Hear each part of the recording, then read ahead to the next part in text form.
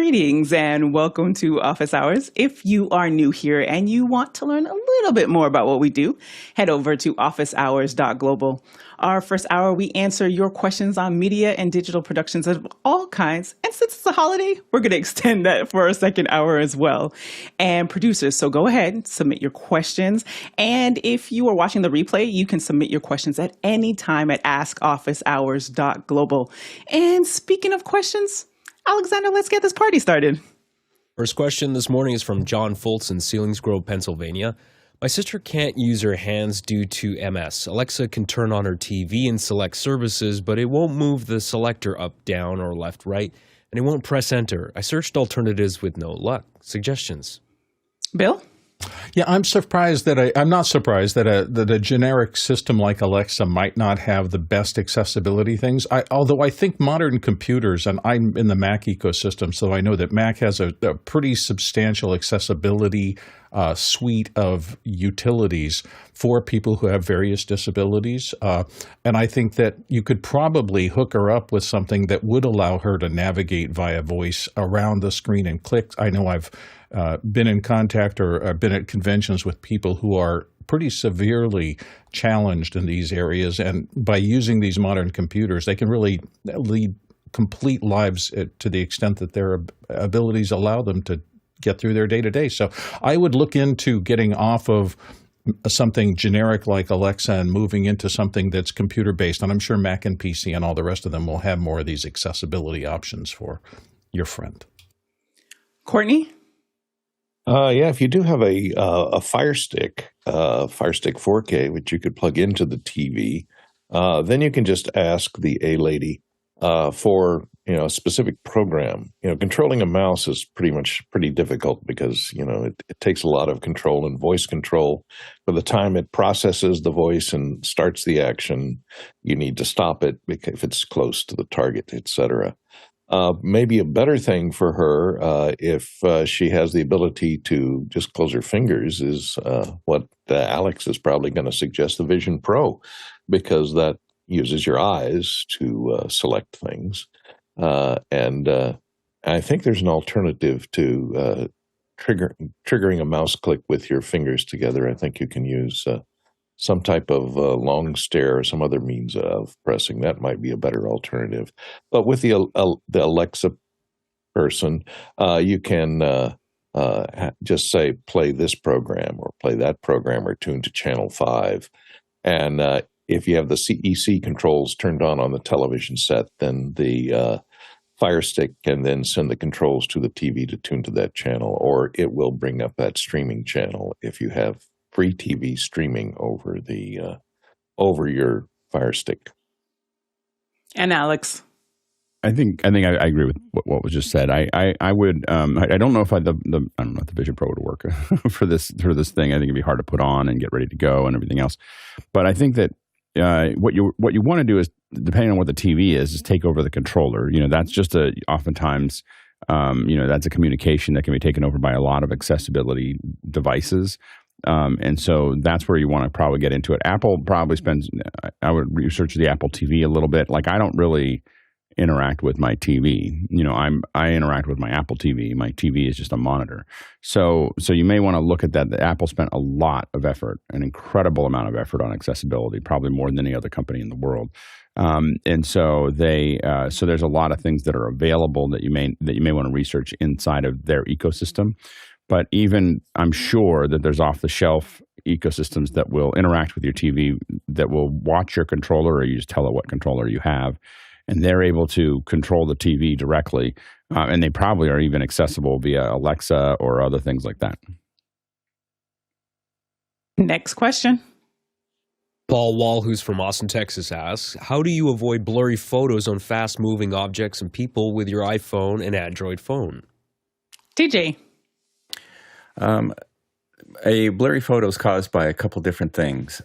Either you miss focus entirely or movement.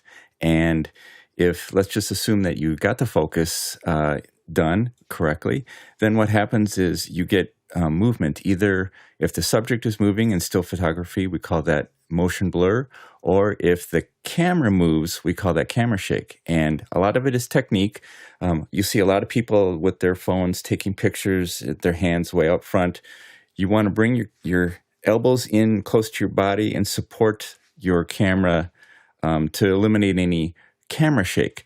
Then if the subject is fast moving, like a car or a runner, then you have a couple options. One, if there's not enough light for the camera app natively to get that exposure correctly, where you're not getting motion blur on the subject, you need to use a third-party camera app that gives you a little bit more control over the camera. Dial up your ISO, increase your shutter speed till you get a shutter speed probably around 1/500th of a second to freeze that action. The other thing you can do is pan with your subject. If they are moving, like say a runner or a race car, you take your camera or your phone and you start moving with the subject and rotate from your hips and bring your arms in, and as you are panning with the subject, then you hit the shutter button and you will get the subject in focus and the background will be blurry, and that'll give a sense of speed to the image. Chris? Everything TJ said was spot on. One of the things I just kind of want to add is that, when you ask this question, the first thing I think about is like sports photography or bird photography, and the rigs that make those images that you see that you want, like, oh, I want that image. They're thousands and thousands and thousands of dollars. So just kind of, be aware that, you're not going to get that great photo that you see on the cover of Sports Illustrated. Well, that you used to see on the cover of Sports Illustrated with your phone. So, but all of TJ's suggestions were great. Bill? Another +1 for the way TJ explained it. I think that was great. You might want to just do a little research on the difference between aperture priority and shutter priority. This is a circumstance where you really want to prioritize shutter speed. So do a search on that, shutter priority iPhone, and it'll give you some hints as to how to manipulate the controls so that your fast shutter is the priority. And Courtney? One other thing to take note of is some phones, and I know mine does this and it drives me nuts, is shutter delay. In other words, since they're designed, if you're taking stills, you've got a button that's a touch pad, a touch target on the display. You tap that and it takes the picture. A lot of phones will delay the opening of the shutter for a quarter of a second or so after you tap that button, so that the movement of the phone from tapping the button isn't causing the image to be blurred. Usually you tap the button, it will do a final focus and then open the shutter, and you'll hear the little shutter click sound. And the other thing you got to be aware of if you're doing that, or if the camera's in that mode where is a delayed shutter open, is to not wait for the sound before you move the phone. A lot of times I will hit the button, think I took the picture, and take the phone down, and the picture will go click as I'm putting the phone down. So that's very maddening, and then you'll get a lot of pictures of your feet, but wait for the click sound before you move the phone and hold it really still. Go ahead, CJ. And just to quickly share the phenomenon TJ mentioned about panning with your subject, I remember once I stood beneath a train platform for the better part of 2 hours just trying to nail the speed that the train was moving at, and everybody was kind of rolling their eyes at me until I came back and I just had the coolest picture. I was like, I froze the train and everything else but it took a lot of time, a lot of practice. So you can get there. Bill? And just from a longtime guy who's been taking snapshots forever, it took me a while to understand that when I pressed the button, it wasn't taking the picture. It was when I released the button. And that little difference in my understanding caused me to be a little bit late. And when you're doing something like sports photography and things are moving and you want this moment, that much difference can make a difference. So play with your camera and understand, is it capturing on press or on release? That matters. Go ahead, TJ. Yeah, and I just wanted to reiterate and commend Courtney for bringing follow-through to that. That's the other end of this. As you're moving and panning and you take the picture, you don't stop. You keep moving and, like golf, follow through that movement as you're taking the picture until you're out of position, just to make sure you get that. And TJ, just since they did ask from the perspective of an iPhone, would also try attempting to lock like, let's say whatever the subject is that's moving, trying to lock it as you're moving, would that potentially help them? I know it's moving. It depends on how fast it's moving. Yeah, it depends on what the subject is. Generally, the way the iPhone works, if you're using the built-in camera app, you have what they call an auto exposure, auto focus lock, where you kind of touch the area of the screen, and that will lock in the exposure and the focus on that area. If it's a bright enough image or bright enough scene, you may be able to lock focus to that particular area. But then as you move, the camera gets smart and goes, oh, that's no longer in the frame, and then wants to start refocusing on something else. That's where a third-party camera app, Halide, or there's literally dozens of them out in the marketplaces that give more granular control to the cameras themselves, the actual lenses and what the camera can do. And you can get higher ISO, and you can dial in a high ISO and a higher shutter speed manually, or use Bill's suggestion to lock in a shutter priority mode in that particular app. Copy that. Next question. Next question's for me. What studio-related projects are you working on this week? Reorganizing cabling, installing a new piece of hardware, learning a new app? Go ahead, Courtney. Well, I had a quest yesterday was to find my DJI mics. And success. I found them. They were fallen down behind some storage boxes against the wall, and I hadn't found them for about a week, and so I finally took it upon myself to search for them. The other thing I've been doing is going through all my old laptops, anything that has a nickel metal hydride battery in it, and charging it up to at least 70%, because if they sit for too long without any attention or out, without ever being plugged in, they can discharge down to the point where a cell will reverse, and then they're not easily recoverable. So every now and then I'll go through the closet, put all the old laptops on charge, bring the batteries back to life, and update the software if there is any updates on it. Alex?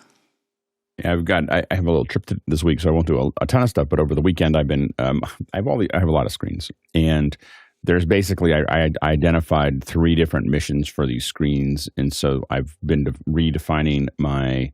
I have a 8x8 matrix, the Blackbird matrix or whatever from Monoprice, and so I started working with the presets. So I get all the monitors to where I want them, and then I save a preset, and then I get all the monitors that I want to for the other projects that I do, and I save a preset. So before it was kind of like, oh, what am I doing? I would redo it, and it would take. It doesn't seem like a lot, but it would take 15 minutes for me to figure out where all the monitors go and what they are. And so I name them all too. All the monitors now have their names on them. Like, so if I look at the monitor, I know that because I have like 6 computers here that are all feeding these, that are going into the matrix and then feeding the monitors and feeding the switcher. And I oftentimes don't know what screen I'm looking at. So I know it seems like a simple thing that I probably should have done a year ago, but I did it this weekend.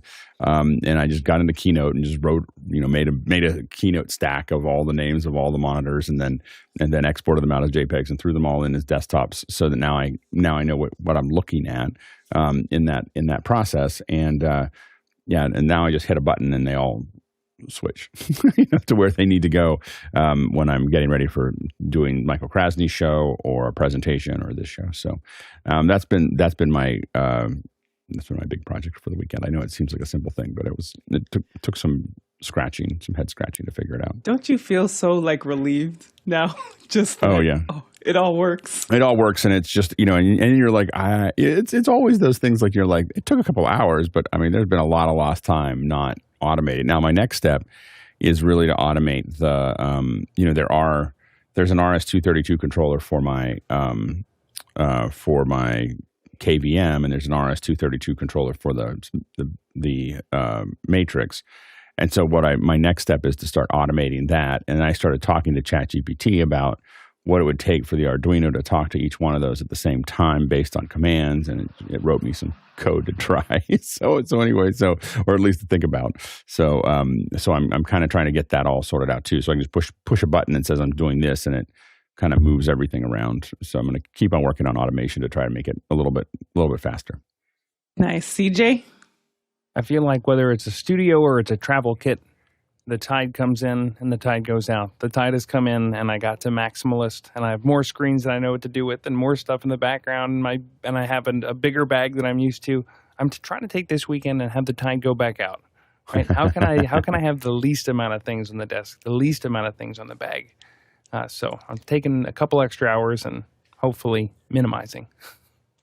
It's amazing what that time of just focused time, because like when you're in the midst, for me, it's file management and organizing those elements to see how else to automate. Because I always say this, always about workflow. So how can I get a couple seconds off of this edit, or even the automation between getting content out to various channels, and just really just going through organizing on my phone a lot of the B-roll that might be there and putting them in folders so that it's just like quickly able to access. Because when you are using the recommendation of the TikTok or even Instagram as you're creating your clips, to actually do it in device. And so just even testing some of that a little bit more. And in order to do that swiftly, it is file management. So that's been the past little while. So hopefully you can get that wrapped up this week. Alexander? Yeah, for me, I just I finally got tired enough of tripping over and hitting my foot on all these little parkan lights that used to be behind me on the floor. So I finally installed a metal bar on the ceiling. And so those little par lights, which are DMX'd, are now on the ceiling. And it's just this little small section here where I'm sitting just seems to have so much more room now. So it's fantastic. And my guests also don't trip over them. So that's always another nice thing. The next big task is having to rewire my entire studio here, which I've been dreading because over the last year I've added so much hardware and so much networking stuff. And every time I look behind my desk and look behind my couch where all my network gear is, I just go, nope, not this day.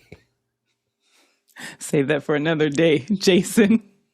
Since I moved into this smaller studio about a year ago, I had to move to a smaller sit-stand desk. And it has this really annoying quirk where I think all monoprice desks have it, where if you don't touch the sit-stand remote for, I think, more than a day, it completely like just kind of dies and you have to unplug it and plug it back in. So I finally got a HomeKit outlet and I set some automation to turn it off and then to turn it back on again at 10:30 every night. And it's completely fixed. Next question. Next question is from Aaron Cody in St. Louis, Missouri. On Aaron Parecki's stream yesterday, we talked briefly about how great it would be to have something like H2R Gear, but automated and reactive in real time. What production hardware manufacturers support this? How long until this is a reality? Courtney? Well, if you're using NDI's Studio Monitor can do something like that. I don't know if it generates a display of interconnects of what's connected to what, but it'll query the network that all your NDI monitors are and sources are on and list them for you. So, I have, my Creality 3D printers are kind of like that. They have an app that does that shows you all the printers that are online. And for all that to work, of course, everything has to be on a network. So everything has to be able to communicate over the network. And then everybody from different manufacturers has to agree on a protocol or a method of interchanging data. And without some leading organization to organize that, like SIMPD or, the EDID, for example, they came up with the EIAJ, the electronic industry from Japan, came up with the protocol for doing that kind of handshaking and communication between different products over the internet. Until that happens, it's going to be tough to have a piece of software that'll automatically build out a diagram of everything that's on your network and what's connected to what. That would be nice if it could do a little like a nodal display of where everything's patched. Alex? Yeah, the hard part is without it being something like NDI or 2110 or something that is, as Courtney said, the issue is really it doesn't know what's there. So I think that it's we have been talking about it'd be great to have a function where you have AR where you could just if it sees it and identifies where it's at, you can just put your finger on like an SDI, in the back of a router, and it would show you a little video. Like, that's what's going through it right now, And so we've thought about that a lot. There are software, I can't think of the name of them because I just don't use them, but there is software that will calculate a lot of things for you. So it doesn't automatically lay it out for you. But what it does do is it calculates all your power consumption and all your wiring, needs, and all your, like, it'll give you this, you need this many cables, and you need this, and so it'll do a lot of that for you. Those are pretty expensive pieces of hardware, of software, but they're very effective. Of course, there are some programs also for AutoCAD that'll do some of those things. But as far as like automatically laying it out, I don't know. I guess I would say it might be able to tell you where you're at, but as far as design goes, you kind of need to draw that out. And so I think that's a little, and think through it. I mean, I think that, again, I think H2R Gear is good. The industry standard is AutoCAD. That's what most people that are doing large scale events are using, AutoCAD. I use OmniGraffle because I have been using it forever. so to do with these, and I have all my templates and everything else that I need there. But I think that I still do it by hand. I do think oftentimes about how great it would be just for me to be able to build the wiring diagram and have it tell me roughly how much power it's going to take and how many U's of stuff, and I would rather it just do the calculations for me. That would be a big step for me. And in the comments here, we have Mickey says, high-end video routers from the likes of GVG and Evertz can do it the other way around and support exporting patch lists to CSV files. Mark? So I think there are some firewalls that will do this graphically. They won't lay them out on a floor plan necessarily, but I think Alex was, correct in saying AutoCAD will do it at 2 dimensions. But if you want to go into 3 dimensions, you have to use 3ds Max or SketchUp or one of the programs like Revit from AutoCAD, from Autodesk, that will give you that 3rd dimension. Alex? And you can, even with Blackmagic routers, use spreadsheets to import or export what they're set to right now. But again, they don't know it's connected to a baseband signal. Like SDI doesn't tell you where it's going, so they don't know what that is, or even if or how it's being used. Next question. Next question is from Douglas Carmichael. With mimoLive Reporter retired, what is the most functional mobile camera app for iOS that can backcall over cellular to mimoLive? Alexander? I haven't used mimoLive, but if you're looking just for a camera app that can send video, Michael Forrest's Shoot app will do NDI if you want it wireless. I think that he's looking for from a field remote, so someone who's not in the same room. I misunderstood that. Well, if you have any ideas, that was it. Okay. Chris, if you just need backhaul, mimoLive supports SRT, so you could do Lyrics Broadcaster to send an SRT feed from your phone to mimoLive. If you need two-way conversation, mimoLive supports Zoom. You can do it with Zoom. The caveat with that, though, is unless your Zoom account has the HD. Your resolution may be a little bit smaller. Alex? The easiest one is going to be Zoom, and unfortunately, as Chris alluded to, 720p is the limit for your phone. It doesn't matter what license you have, you'll only get 720p out of your phone. That's a limitation that we hope they will take out sometime, or let us have a little switch in there that we can turn it off. But otherwise, I also, what Chris said with Lyrics Broadcaster may be another good solution to get it back. Next question. Next question is from John Merle, Phoenix, Arizona. When I absolutely cannot connect a setup to my Wi-Fi cable router with a LAN cable, what is a good Wi-Fi extender / repeater to use? Jason. Wi-Fi extender / repeater, I say no, absolutely not. I think the best way to do this is with a Powerline Ethernet adapter kit. These have a few caveats. The first one is it needs to go directly into an outlet, and it needs to be a 3-prong outlet. The second one is you shouldn't really have more than one of these in any house, but if you absolutely need it, this will attenuate your AC power, and assuming your house isn't too giant or you don't have two completely separate circuit breakers, allow you to have an Ethernet cable between two fixed points. CJ. I'll second what Jason said there. A wired backhaul is what you have to do one way or the other. If you can get an Ethernet cable to where the repeater is, that's even better. But if you've got to settle for power line, or if you have coax through the house, if you're going to go with a power line, then you may also want to try one of those Mocha adapters, which is like allows you to run network traffic over coax. Both of these are going to be pretty bandwidth limited compared to something that is Ethernet based. However, if you got to have it, you got to have it. But mesh networking, I've lost so many hours trying to make it work. It's not there yet. Chris? So based on the question, I'm kind of thinking that you're talking about in your house, but if you're not, one of the solutions you could use is something like the Ubiquiti's nano stations, which are point-to-point access points, and they're just it's not they're not a full access point. It's just connect one point to another point, and we use those with great success. So that's an option.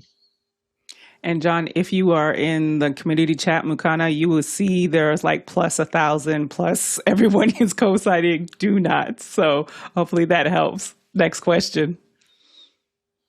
Next question is from Peter Belbin in Houston, Texas. Blackmagic design appears to prefer SDI level B as the default. What could be the reason for this instead of using level A? Is there a particular benefit from defaulting to level B?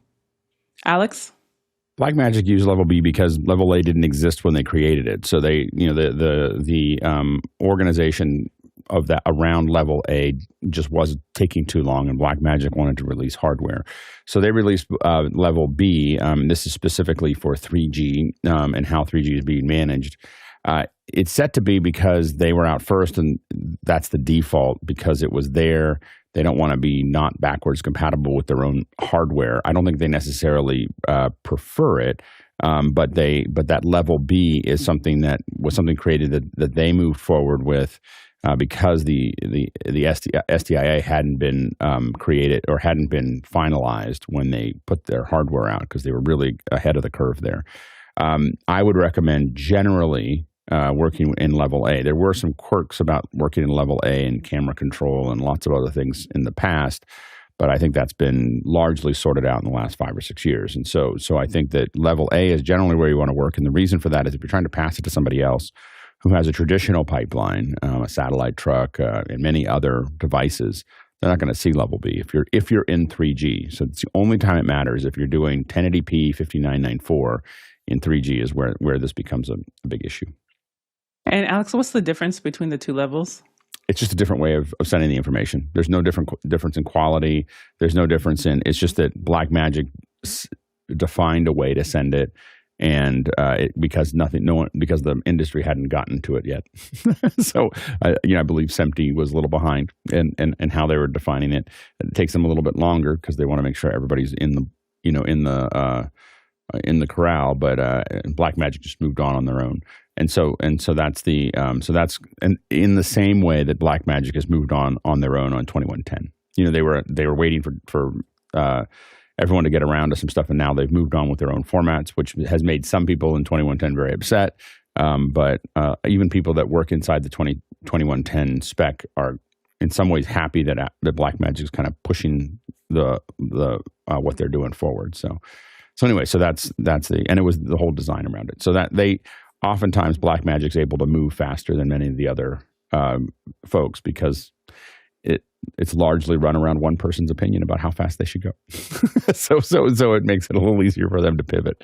So they move a little bit faster, and I think that's what they did here. But I would recommend generally going to A if you're working with anything outside of Blackmagic. If your entire system is Blackmagic, it doesn't really matter. And Ronnie Hofsoy said level A carries a single 3G stream, level B carries two 1.5G streams. But again, but they're all going over one single cable, and it was just two different ways of managing it. But if you send it to a sat truck, they won't be able to see it. so like if, they'll just be like, I don't see any signal here at all. So Thanks. Next question. Angelo Jack in Brooklyn asks, and this is from the QR code. Hello, Office Hours folks. We are in need of a lightweight, maybe aluminum, 1U, 10-inch depth, sliding shelf for mobile rig.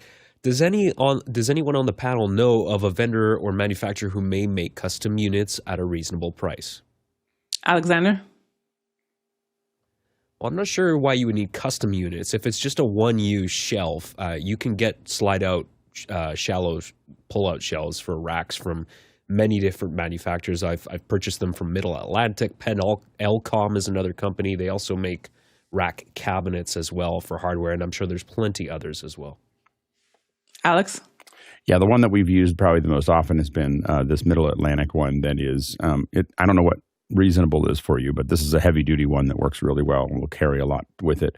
Other things to think about when you think about those racks is whether this one doesn't have them, but having some of them have ventilation. Now, the ventilation's fine. It's got little grooves in them. But we also use those to secure things to them. So if we need to strap them in, we might do that as well. So, did I create the balloons? I finally upgraded this thing.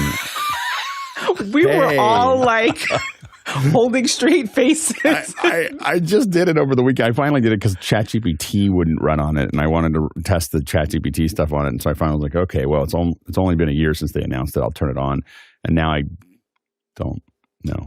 Okay, everybody, all at once, anyone who's listening, apple.com/feedback, say we need a global off button right now. We can do it. What is the off button? I know we've talked about it, but I've never paid attention to it because I didn't need to think about it. It's up in the menu bar. It's just turn off reactions by your camera right by the clock.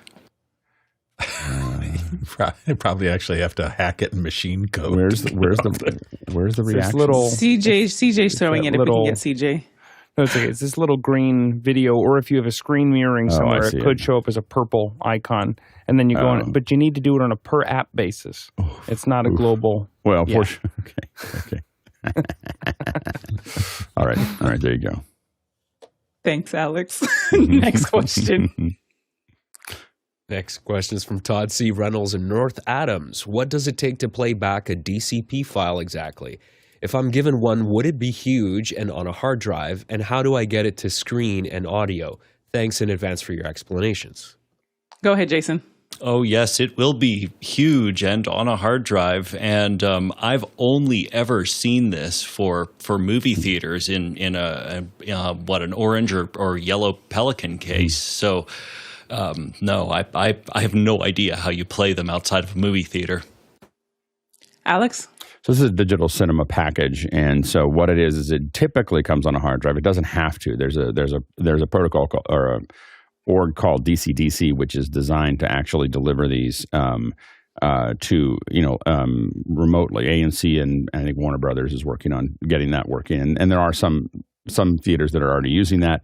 That it doesn't have to be encrypted, but it generally is. That's the whole purpose of a DCP is to encrypt it. So, and so you'll need typically what happens is with a DCP, you have a file that is anywhere from about, I think that Mickey listed out 200 gigs to 1.2 terabytes, which is about right. And so they're not massive, but they are big. These are not uncompressed, but fairly high, high bandwidth. These are designed to deliver to theaters. They typically are encrypted, and they typically have a KDM. This is a key that allows that. It's a key description message, I think, or anyway. So, but what it does is it also says when they can play it. So it's not just that it says you can play this. You put the key in, and it has a time window, and that time window can be one showing. That time window can be for the next 3 weeks. It can be, it can break that up. So there's a lot of different ways that that's controlled.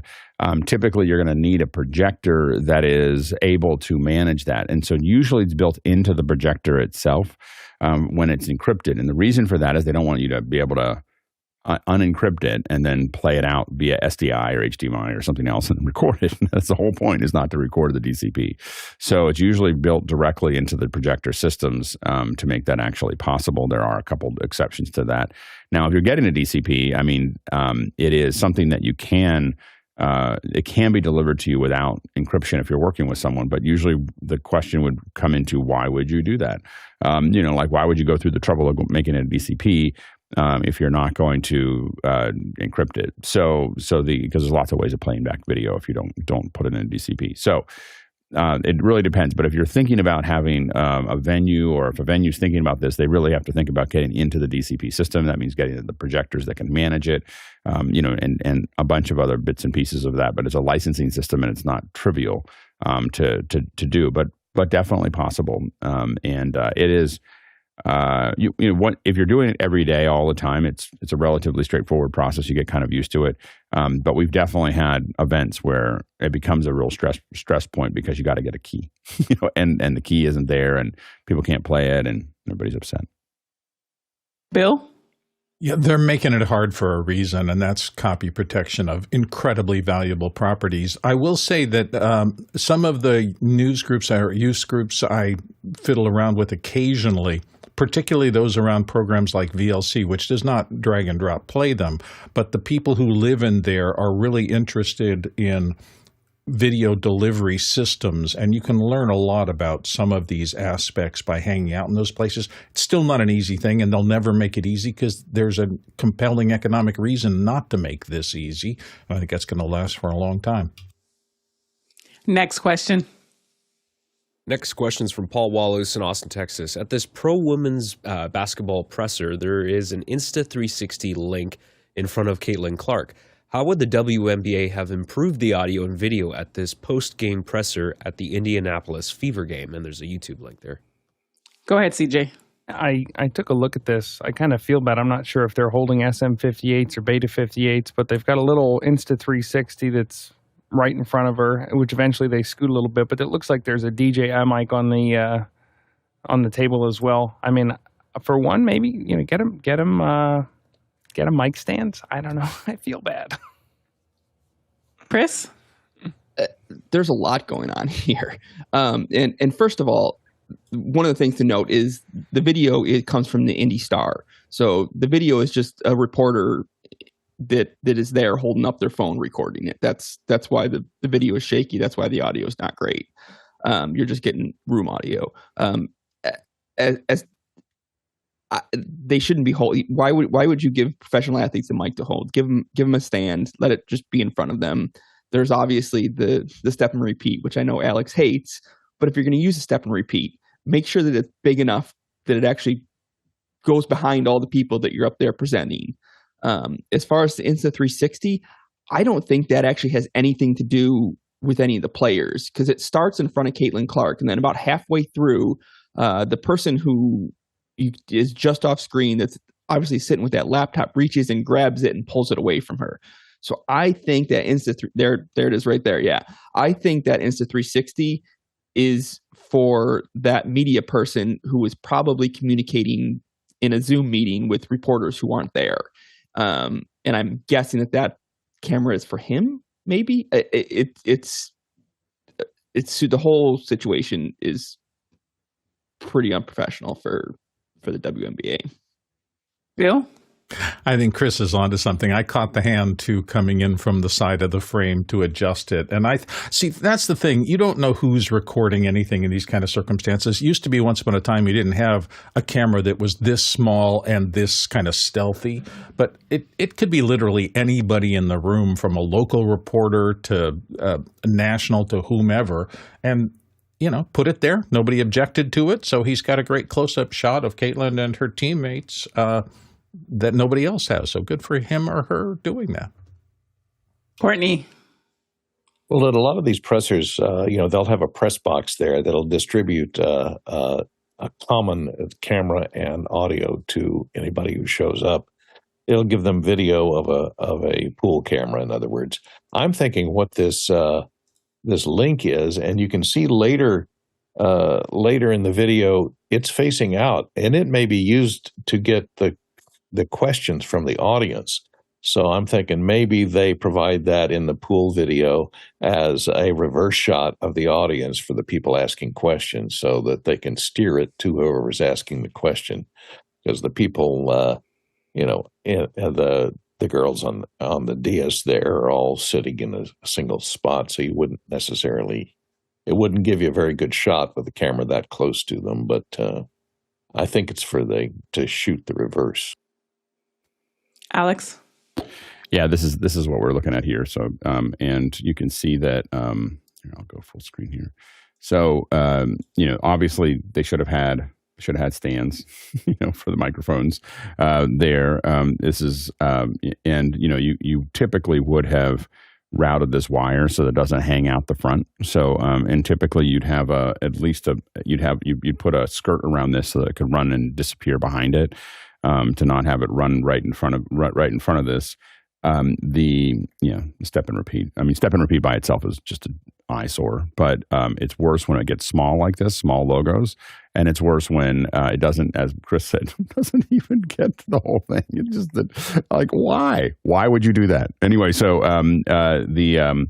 this, I think someone's just doing their own live stream. I think they just got up there and they threw their laptop up, they connected this thing, and they're just kind of moving it around. And what it really shows you is that they didn't do any planning. When you see what they're doing here, they just didn't know what to do, and they thought, I'll experiment with my little camera, and I'll put it up here, and I'll do it. And the fact that somebody allowed them to do this, I mean, this camera has enough throw that it would have been fine to just sit on a tripod out here and shoot them if they, want to. And whoever was doing this, presser obviously doesn't know what they're doing, because, or hasn't done very many of them, or doesn't care, because it's one of the worst ones. And again, I think that I'm mostly frustrated looking at it is because we talk about the fact that we have this, incredible athlete, and we have the WNBA is working on trying to, become more, upscale and make more money. And so that these women who are incredible athletes would get paid more, and then they do this, and it's just embarrassing, and they should be embarrassed about it, and they should be embarrassed that they didn't put the time into it. There's not a lot of work. Like I've done 100 of those at least, and this is not a lot of work to get it set up properly. And they just didn't, because they didn't put the effort into it. And, they really, should think about their life choices, related to this. If they want to grow and they want to be successful, they need to take all these things seriously. This you are in front of the press. This is when you want to do it. And so the things that obviously that a lot of us would do if we did these was, number one is obviously have the mics set up for the players. Get rid of the step and repeat. Maybe put two big logos behind them if they want to have logos there, but just get rid of that step and repeat. It's an eyesore, especially if it's not going to work. If it's not going to be wide enough, stop. Like, just realize that, what this was someone was told to put up a step and repeat. It didn't work, but they put it up anyway because they weren't thinking, and so they, and they weren't thinking about how stupid it was going to look, if you put it up where it wasn't wide enough. And so the thing is that, and so then you'd have the mics up there. What you do you want to put this into a mult box that's in the back. That's where everybody gets audio. You organize that a little ahead of time so people know that they can get the audio there. You then have your own camera. What people should do is have their own camera shooting a really high quality stream that they're gonna also make available to the press as either a record or a distro, and they should stream it. Those are the things that most professional teams, professional men's teams do. Is to have all of those things, and that's what they do for all of those. And so I think that it's just really, people have to step up a little bit. I mean, this is, there's no reason why more people should, but all these things matter. These are all things that make a difference in how someone views a league, how someone views the athletes, and they should be ashamed of themselves for doing this. All like plus 1 to 1,000 of everything you just shared there, Alex. We got a chance a couple years ago to work with the Atlanta Dream. This is after they came off of their season of just boycotting because of all the injustices that was taking place, and they had a new management team. And they understood the value of now having to create content, because that's what, when you look at media and the assets that are out there for men's sports teams, that you get a lot of the behind the scenes, you get a lot of the content on social, because all of that builds to the brand, to the ability to sell tickets, to the ability to just engage with the audience.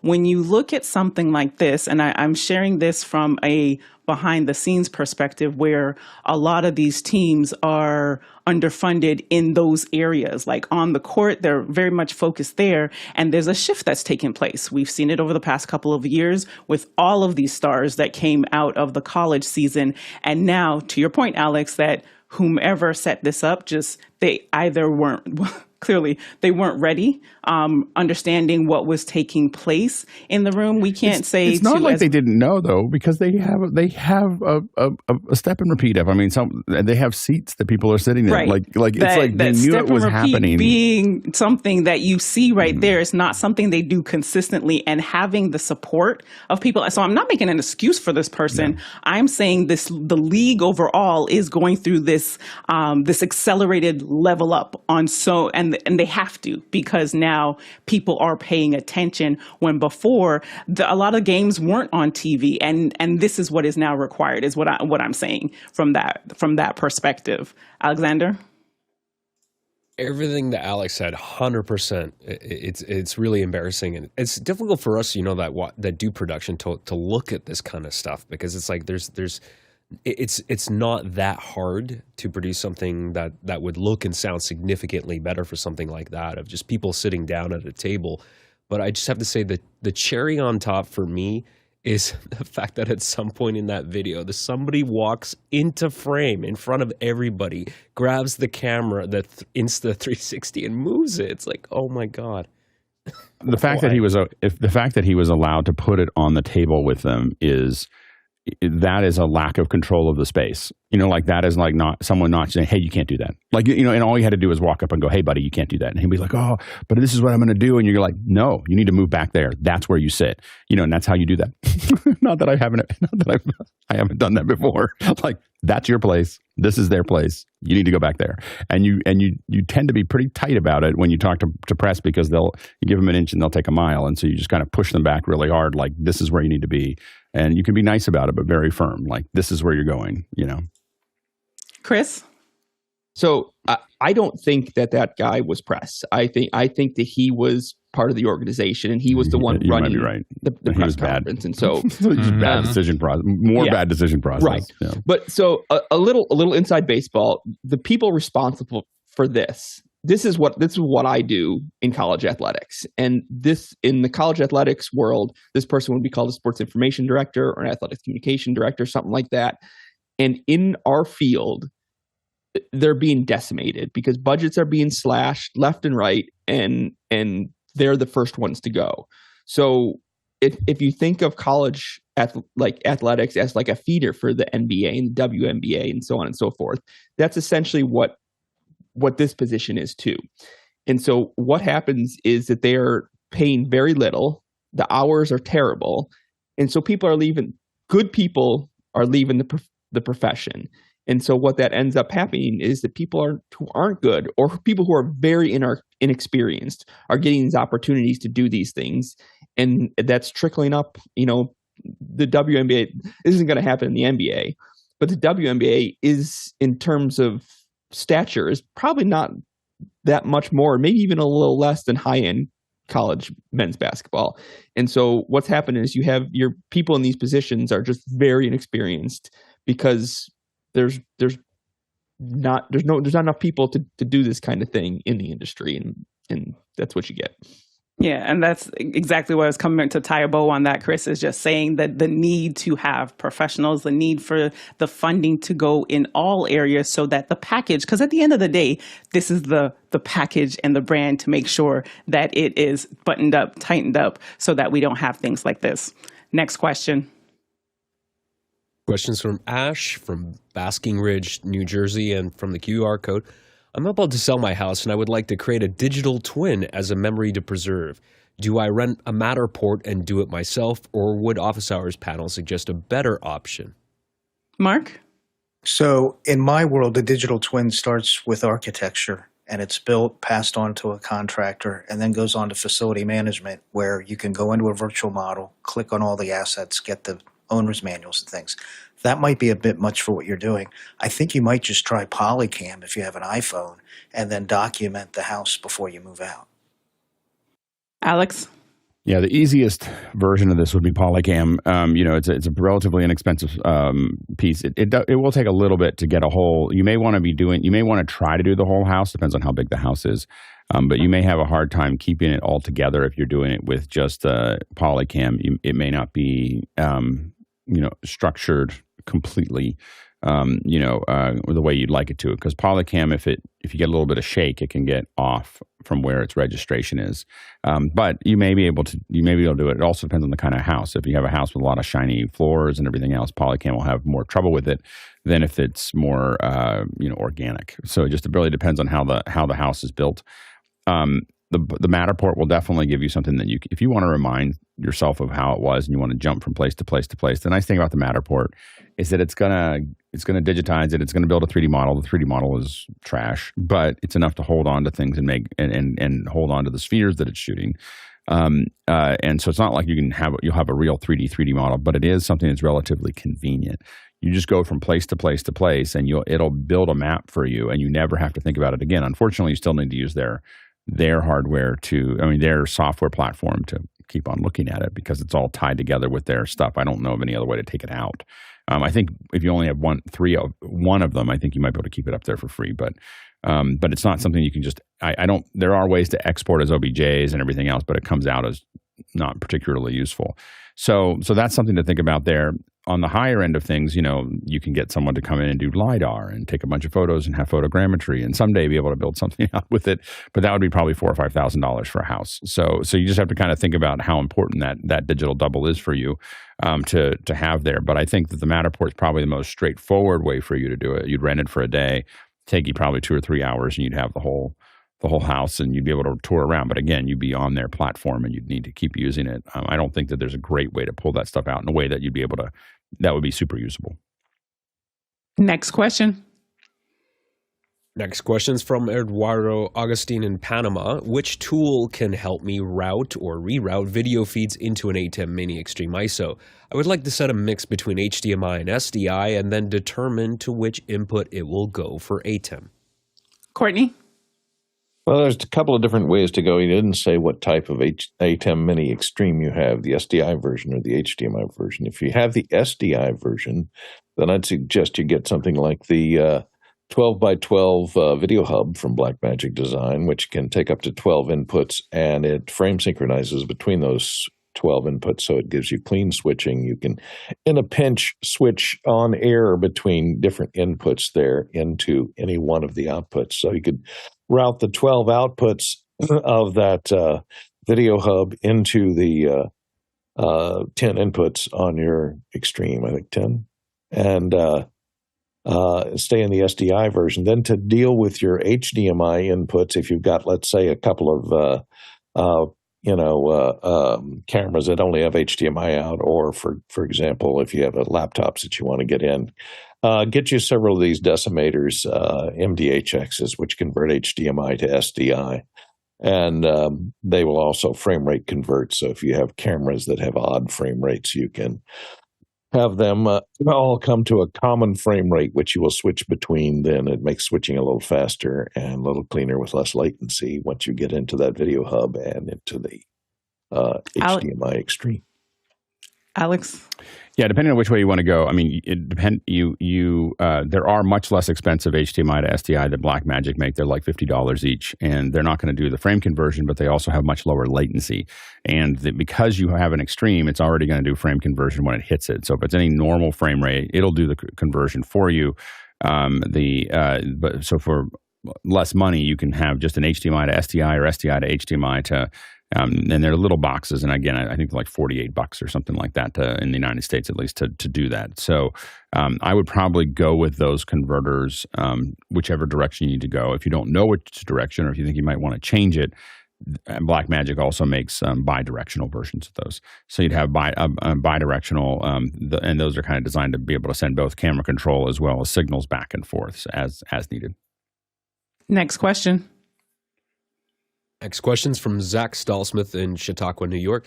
In a large rectangular room that is very well naturally lit, would a mounted LED screen or a laser projector that needs to throw about 100 feet be a better option for projections? TJ?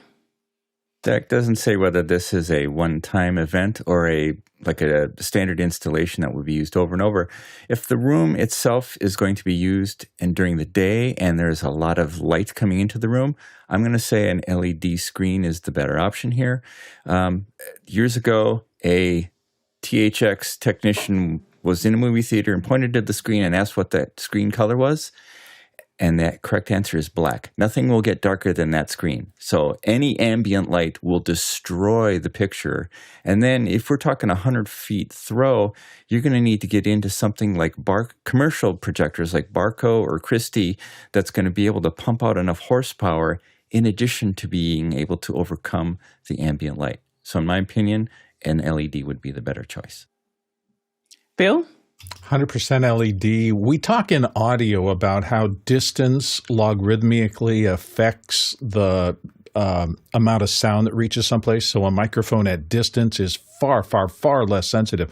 Well, it turns out the inverse square principle works in light too. They're all wave formations. So if you're projecting light 100 feet, what's hitting the screen is going to be far, far, far less than what leaves the lens. And so you'll need brighter and brighter and very much brighter projectors the far back you move from that. If you're dealing with a generative screen that has LEDs that are sending light out, you don't have that problem at all. So I would say 100% go with an LED screen as opposed to a projector, unless you've got a big budget and the power to shoot from the back. Alex? Yeah, and the only thing with the LED screen is to make sure that it's not behind your speakers unless you've got a lot of money. So, you really, moire and everything else is a real problem. So if you're getting like a 3.2, I can hear somebody's mic's open. So, so typically what we want to do is if we're doing an LED at a stage that people might stand in front of, then we oftentimes want it to be a minimum, the bottom of it to be a minimum of 8 feet. That way you can shoot them comfortably and frame them without having the LED behind them. I don't know how high your ceilings are, but I think in the kind of room that you're talking about, you definitely want an LED wall. Next question. Next question's from Douglas Carmichael. For an untreated apartment living room, are 8-inch or smaller woofer studio monitors better for electronic music production? I mostly use headphones and previously used 6.5-inch woofer monitors in a home office. Alexander? Yeah, so if you're going to go with studio monitors, before you decide on which ones you're going to get, I would consider a few things like placement. So if you have the luxury of pulling them out from the wall, you would want to get them at least a foot away from the wall or any side wall. Get them up on stands, height adjustable stands preferably, so you can get them at ear level. So there's a lot of things involved with the setup that can really make a difference in how they sound and how you respond to them. And then, of course, the other thing is you can also calibrate them. So I would recommend that for any room, whether it's treated or untreated. Calibrating studio monitors can make a big difference. In fact, SonarWorks actually makes a calibration package you can buy. It comes with their sonar reference sonar reference software, and it also comes with a calibration microphone, and it'll walk you through the process of calibrating your studio monitors, and this works well. And this works not only in stereo setups, I believe it works in multi-channel audio setups as well, or if you're going to be doing Dolby Atmos, especially something like that, it'd be critical to calibrate your entire setup there. Bill? Yeah, this is a geometry problem. Whether you're in the near field or a midfield distance from them, most of the smaller things, and here's what I'm looking at right now. I took this picture maybe 15, 20 minutes ago. That is a JBL 305, so it's I think 6-inch, 5.5-inch woofer. That in a near field circumstance is plenty for all the bass I need sitting in a 12 by 12 room in a near field configuration. Now, if your living room is substantially bigger than that, I could see the use case of going up to a larger woofer. I mean, my JBL L100s that took me through college and the rest of that had wonderful bass, but they're a hassle. And in fact, when I took the Mackie 10-inch monitors that I used to use in my larger studio space and I moved them into smaller rooms, it was too much by far. So you really want to match the space with the size of the drivers and pay attention to, are you just using a stereo pair or are you trying to move up eventually into 5.1 or any one of the surround configurations, which may cause you to think more smaller drivers are a better field than fewer bigger ones. And we've got a great week lined up for you here on Office Hours. If you want to check out the schedule, you can just head over to officehours.global.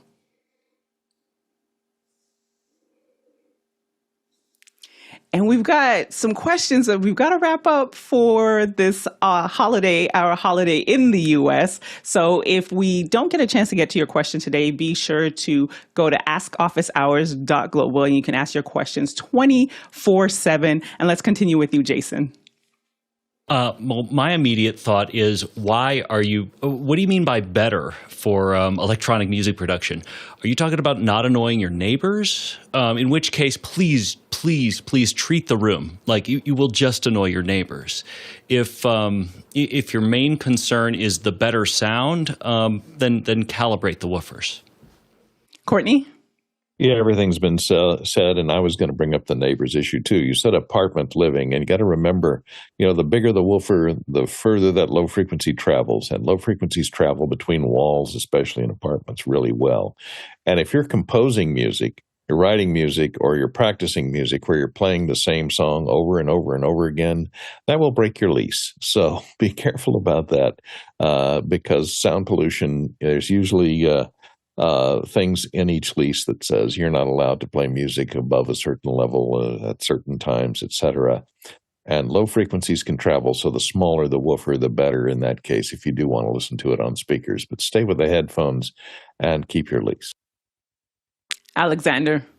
Yeah, my suggestion is not necessarily going to help you with your neighbors, but I'm a firm believer in full range sound. And even if you get smaller monitors, like if your mains, your near fields are 5-inch, I generally recommend even a small subwoofer, and if it's set up properly, the subwoofer should mostly be invisible. And what I mean by that is that it should perceptually feel like your mains just have a little bit more low end if it's set up correctly.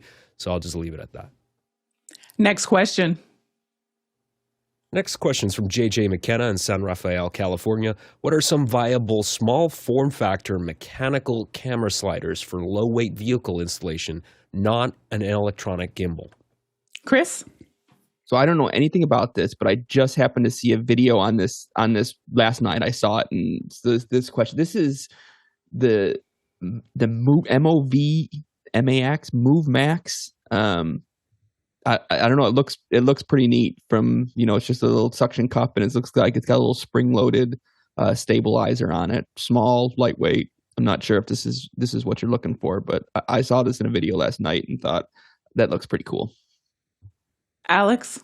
Yeah, I mean, there's a couple things that stabilize the cameras. The first is the suction cups that can go on. And really, if you go to Film Tools, you're going to see a wide range of these suction cups that you can put on. And oftentimes, you end up building a frame with them. You'll have 2, 3, 4 of them. You can see a picture here that's there that are going to grab onto that. You obviously, depending on how heavy your camera is, you want to be careful of those things. And you'll see by the picture that's shown here is you'll see that there's a spring system in there that's going to stabilize it a bit.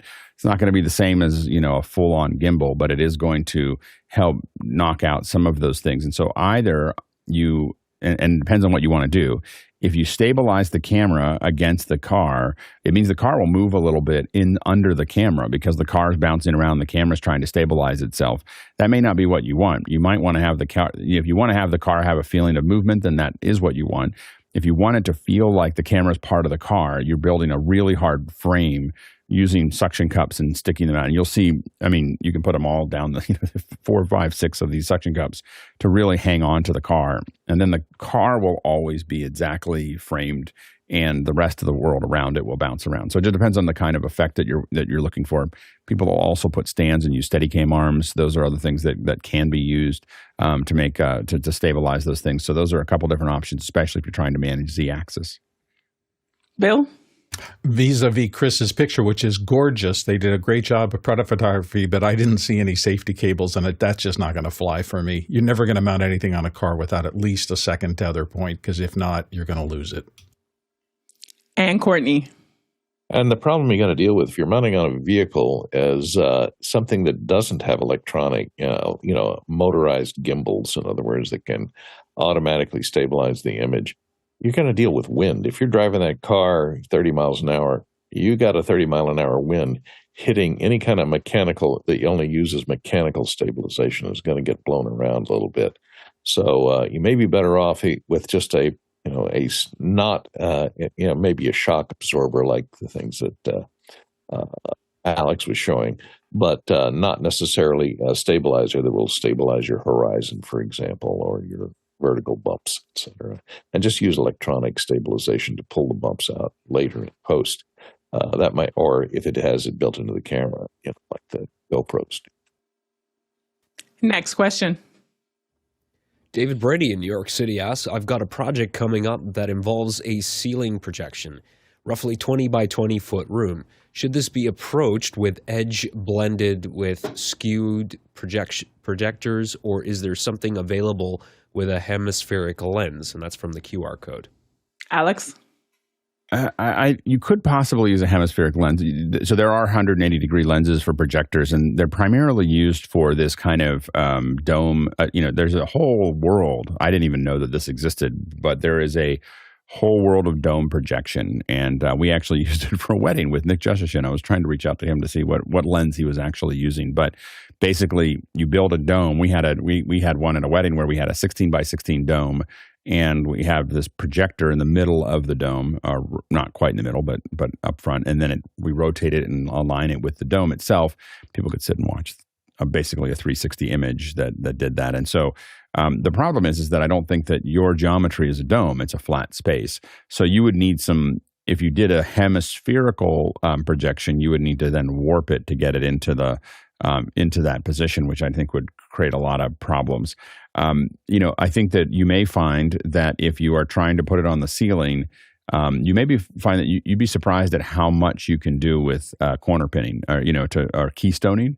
You may be able to have one projector just simply be on one side of it and keystone it into the short throw projectors, the little ones that are right in front of the wall. Those things are looking almost straight up, and they're able to keystone that into it.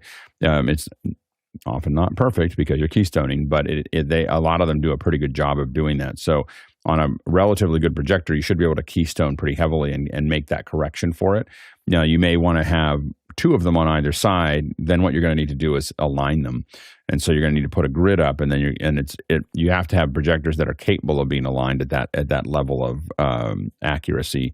And usually, what happens is you have a grid with thin lines, and you sit there and move them until they're right over top of each other, and that'll be a little bit brighter as well.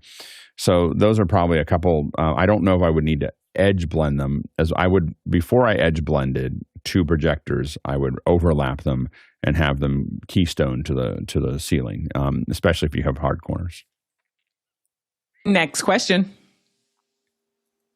Boonsock Dorji and Dharamshala India asks, hi panelists, greetings. What was the name of the replay system, Italian made, that Alex showed during the recent NAB? Thanks. Alex? Oh, now I remember what I was like. When did that happen? But that was kind of off the cuff. I don't remember what it is, but we'd have to go back and find it. This is an EVS style player. It's not going to be cost effective. They're basically an Italian version of an EVS, and I think that I don't know what it was, but looking at the components, my guess is it's north of $30,000 or $40,000 at least for that system. It didn't look like they were trying to cut corners, so I would say that's a relatively expensive one. We'd have to go back and look at it because what happened was we hadn't planned to do that. And the guy came over, and we wandered over to talk to them and talk about what they were doing there. So I think that I'd have to go back and look, because I just don't remember what it was, because I didn't really register it. I was kind of like, I'm treading. What you saw me there doing is just treading water with, I don't have any plan for what we're doing. I'm just talking, and usually I don't remember anything when I get into that mode. Chris? I think it was BLT. It could be. Was the, I think it was a great moment. I will say it was a really fun moment. But again, yeah, that's it. BLT. There you go. Yeah. Good job. Tag team. Next question. CJ Covell in Downingtown, Pennsylvania, and here on the panel asks, how can you use Apple shortcuts to help Siri team up with ChatGPT Voice Mode right now? Yes, go ahead, CJ. Running the Cochran. Doing it. I'm throwing a Cochran. He's going down the field. He threw the ball. He's out of the backfield. Yeah, we were talking about it before the show, and it was like, oh, the community would love to see this. So thank you, CJ. No, that's okay. There's so much excitement about the voice mode with GPT, with the ChatGPT app, and especially that. And I didn't realize this until yesterday, but it supports a live activity. So once you start running a GPT voice mode, it's going to run in the background. And I found myself cooking some steaks on the grill yesterday, and I had a 20-minute conversation with ChatGPT with my open comms about steak, and what about if I was putting the asparagus next to it, and should I let it rest in between searing? And it was really fun. So then I decided, well, I've got to commute. It would be great if when I had an idea, I could invoke ChatGPT voice mode without needing to pull over and fumble about with my phone. So first things first, there's a lot of confusion about because they were kind of unclear in their messaging on GPT-4 versus 4.0 in the voice mode. So number one, if your voice mode looks like what's on the left with a black background, that is the current GPT-4 voice mode, which means it's only going to get better in the next weeks and months as they roll it out wide. And the big things that they're touting with this new voice mode is, number one, that you can hit the camera and interact with the camera without leaving voice mode, and also that you can interrupt it. So that's a pretty big deal. The next thing, though, I want to talk about was the actual shortcut. So if I sneak over here to the phone, if you open up Apple Shortcuts, and then you, and then you hit the little plus button here, what you're able to do is just hit Add Action. And if I look for GPT, one of the built-in actions is start a voice conversation with ChatGPT. When I click on that, that's all I have to do. I can name this shortcut whatever I like, and now I can just say to Siri, I can say, "Hey Siri, conversation mode." Mind you, you can't say run. You can't say start conversation mode or run conversation mode or anything like that. That's no good. You have to use just say the name of the shortcut. I found this very unintuitive, but that's all you need to do, and it starts a conversation right within ChatGPT. And now you're talking to it, and instead of Siri, where she kind of scratches her head or his head and says, "Hey, what's going on? I'm not sure. Here's what I found on the web for you." You can have a real deal GPT conversation without needing to actually open the app.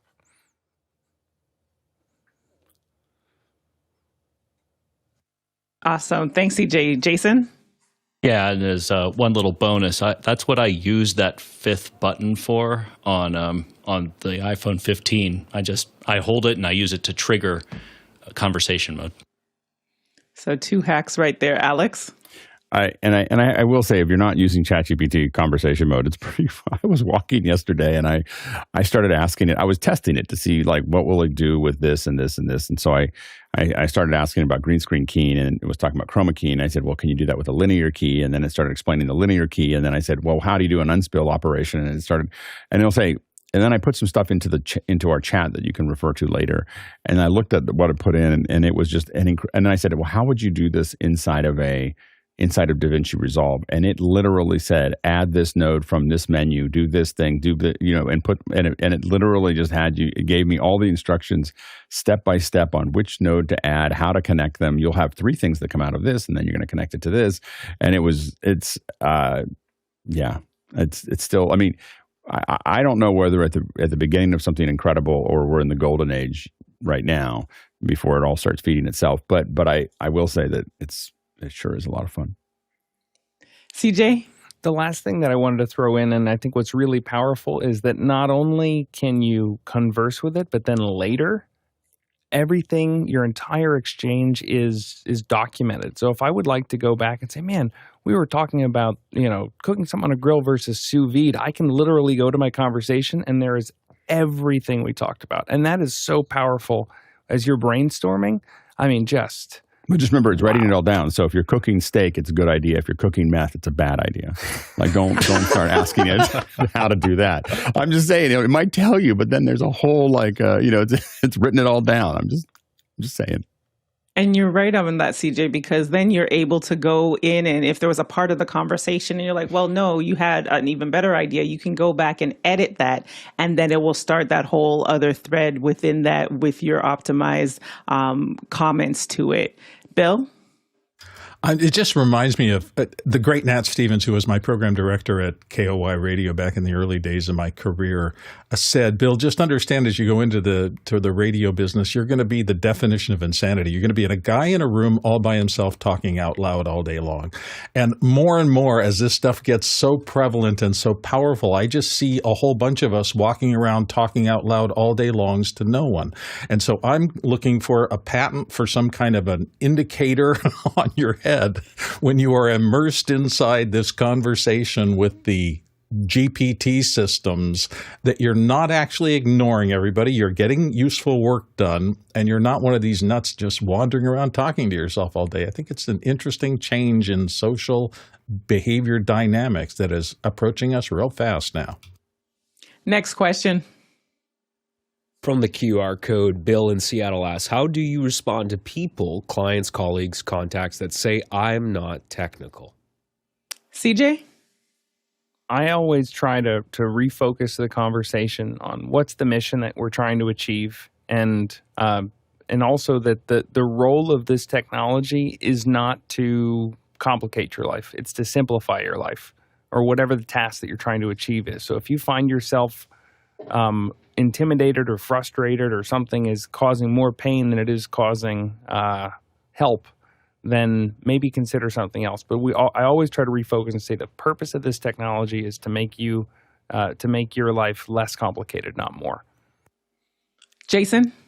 A variant of this that I get all the time is, oh, I'm so far behind, I'm never going to catch up. Like, this is never, ever going to make sense to me. To which I say, no, that's exactly wrong.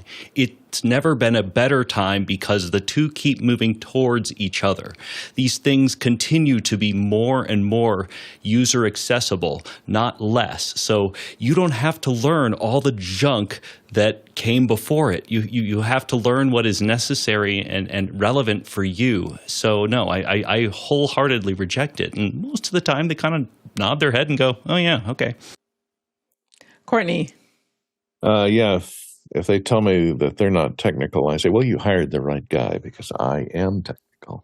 And this kind of reminds me, there was a scene in an old series from Buck Henry called Captain Nice, where he's showing some foreign dignitaries through the lab. And there's an electron microscope, and one of them asks in broken English, how does this work? And he starts to explain, well, you see, you put your sample in here and electrons bombard it. And he looks over at them, and they all have this blank stare on their faces. And he goes, it's magic. And they all go, oh, magic. And moves on. That's the best way to explain it. Just say, it's magic. In the comments, Mickey says exactly what you did, Courtney, with that's why we're here, or I'm here, because of the technical knowledge. Alex? When I'm talking to folks about it, sometimes they do have to have some fairly technical information that I have to deliver. And one of the things that was really useful for years, I taught at a summer camp, and I taught kids that were usually 12, 14 years old. And I didn't pull any punches. I just taught them how to do photogrammetry, HDR, green screen compositing, and I taught them in Shake and Modo and all these other things. Like I just didn't slow down, and I found that they were able to handle it relatively effectively. But what it did require me to do is be able to figure out how to deliver metaphors in concrete terms. And so explaining how something works, I feel like you don't really know it until you can sit there and talk about it as a metaphor. Like this is like this is like this. It's as if you were doing this. And I think that one of the best people in the world that was good at that was Richard Feynman. If you get any chances to do a search on YouTube, he'll sit there and talk about physics concepts that are very complex, quantum physics and so on and so forth, in a way that you can understand it. And I think that, that's a real skill it's a muscle to build, is be thinking about how to explain it to someone who doesn't necessarily know how it all works.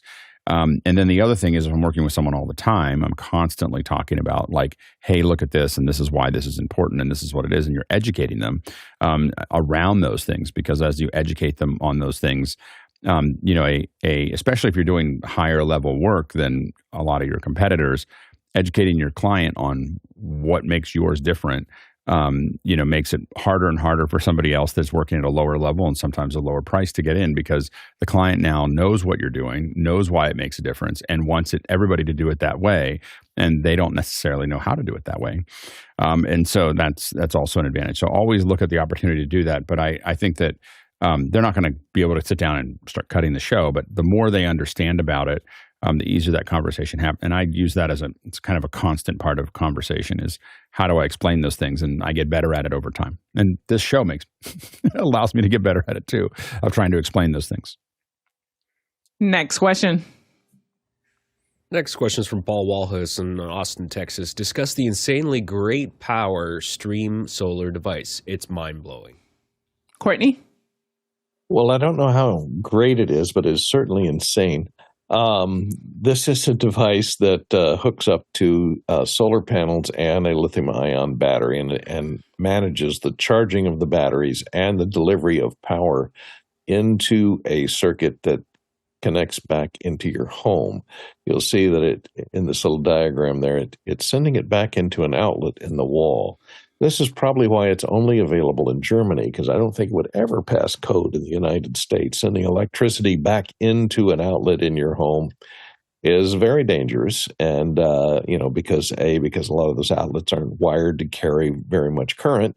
So if you're going to try and supply power from this battery, which can only deliver 800 watts to begin with, so I guess it's not that dangerous. But if you were to put a bigger battery on it or a bigger inverter, it would be very dangerous. And this is probably why it's only available in Germany, because the code in the U.S. would probably not allow it to work.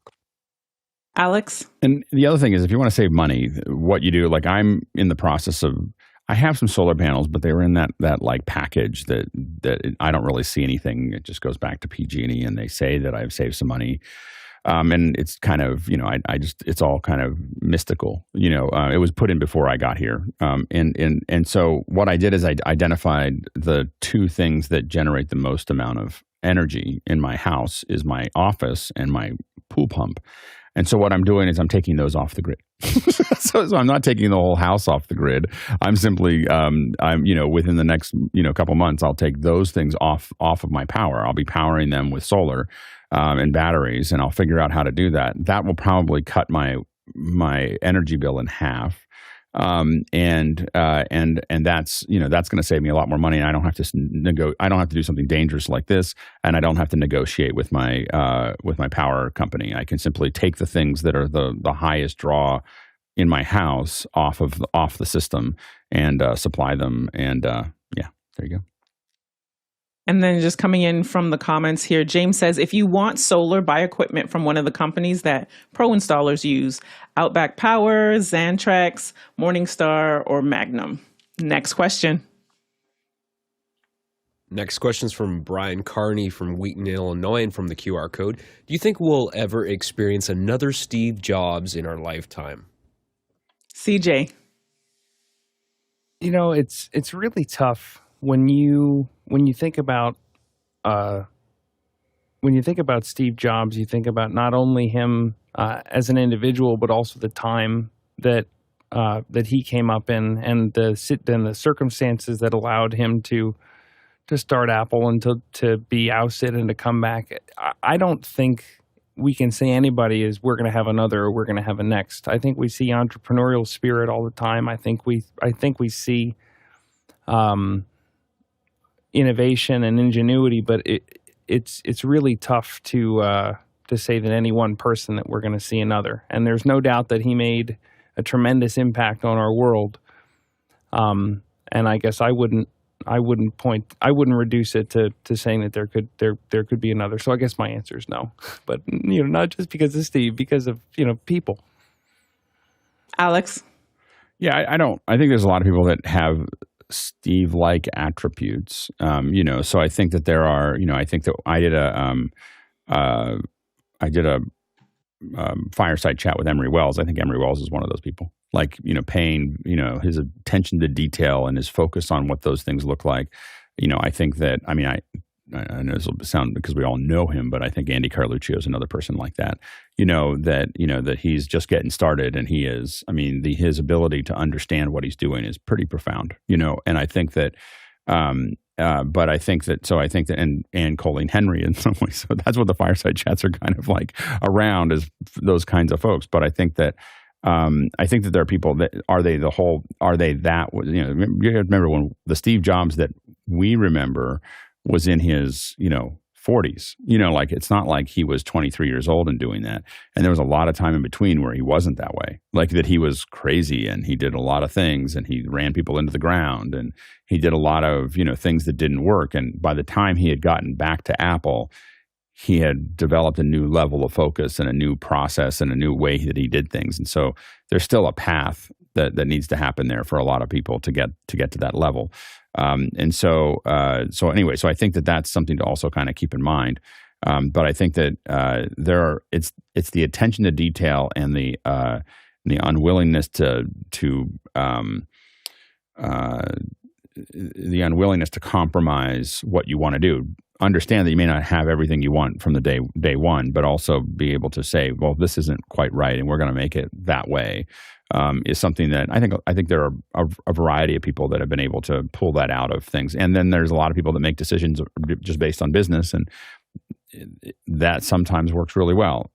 The danger is when someone who's really good in particular gets it to the lead, it's very hard to catch up with them. So that's why Apple, once it gets there, it's very hard to keep up with that company, because you can't. Now you have to keep up with the quality and the fact that they're bigger than you. And that's why Apple's only real competitor now is antitrust, around the world, is because no one else has a process that's going to catch up. If Apple wasn't being distracted by the governments right now, they'd just be extending their lead against everyone else, because they just don't. You can't compete by committee with what they're doing. Jason? Yeah, I've certainly had glimpses of people that remind me a lot of Steve Jobs. And Alex took all of them except for the CEO of Isotope. Mark Ethier is similarly brilliant. Courtney? Yeah, he was a brilliant marketer, and he was kind of a cult leader, I think. I put him up there with some of the charismatic leaders of either multi-level marketing cults or religious cults or political cults, not mentioning any names. But it takes someone with a unique personality who's willing to support their own point of view. And usually these people that are that charismatic are not very nice to be around in person. But and I think Steve was like that a bit. He wasn't that brilliant a guy. He was not that a technical guy. I remember Wozniak designed and invented all the hardware that Apple had in the early years. And then Steve brought in technical engineers and people that knew what they were doing. And he was in the process. His main role was, heading the company in marketing. And he was brilliant at marketing. And so I think there are lots of people that are brilliant at marketing, and they're still around. And he hired the right people to be his advertising agency and push it. And a lot of that smarts that's attributed to Steve was the front man, what really came out of TBWA and Shite Day. And Alexander.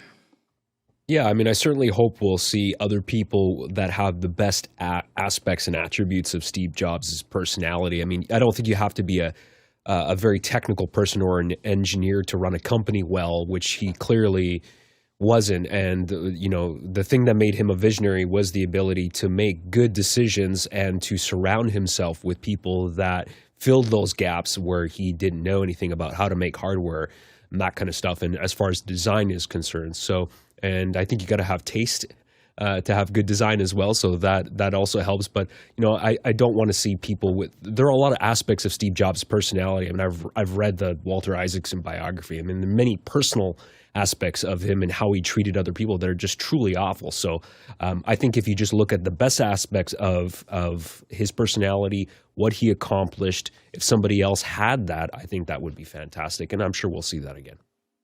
Alex?